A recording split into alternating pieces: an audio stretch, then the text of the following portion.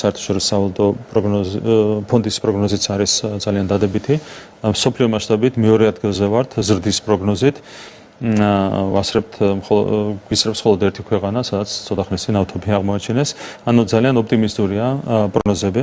თუ საქართველოს ეკონომიკა ბოლო წლებია იზრდება და თან დღეს უკვე მეორე ადგილზე ვართ ეკონომიკური ზრდით მსოფლიოში, მაშინ რატომ გაიზარდა ბოლო 4 წელიწადში სოციალურად დაუცველი ადამიანების რაოდენობა 532,000-დან 700,000-მდე? რატომ არის ყოველი მესამე სოციალურად დაუცველი ამ ქვეყანაში? ასევე ბოლო 4 წლის განმავლობაში ქვეყანაში რატომ არ შეიცვალა სიღარიბის მაჩვენებლები? რატომაა ყოველი მეხუთე საქართველოს მოქალაქე ღარიბი? აქვე დავაზუსტებ, ეს თქვენივე გამოქვეყნებული სტატისტიკაა. როგორ ხდება ისე, რომ ეკონომიკა ვითარდება და თქვენივე თქმით, კატასტროფულად იზრდება ფასები?